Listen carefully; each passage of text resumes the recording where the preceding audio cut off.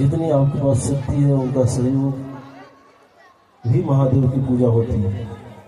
हम करते रहते हैं।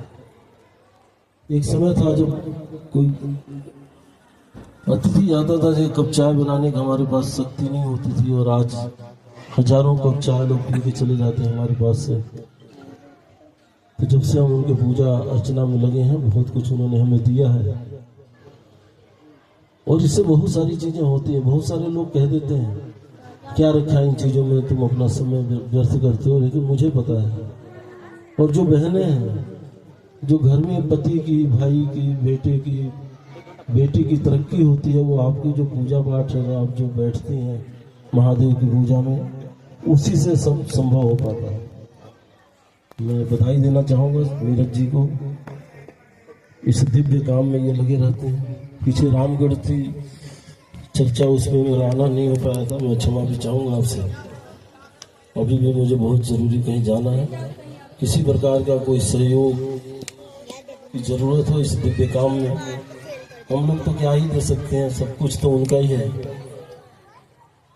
एक कथा हम पढ़ते थे हरिश्चंद्र जी का, बहुत दानी सज्जन के नाम से, राजा के नाम से वो जाने जाते हैं।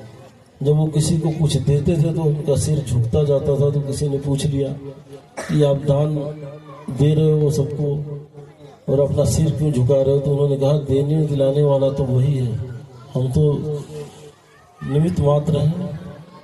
लेकिन लोग कहते हैं कि राजा साहब आप दे रहे हो इसलिए मेरा सिर झुक जाता है। मुझे पता है कि सब कुछ करने वाला वही है। तो बहुत अच्छी सेवा, बहुत अच्छी भक्ति आप सबको मिली है। अपने जीवन को धन्य बनाने के लिए जितना हो सके लोगों को जोड़ें।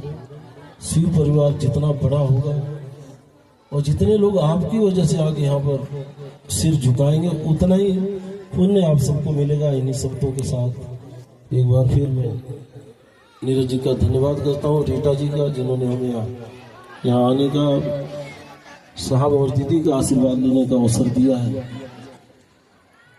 धन्यवाद। जय महादेव।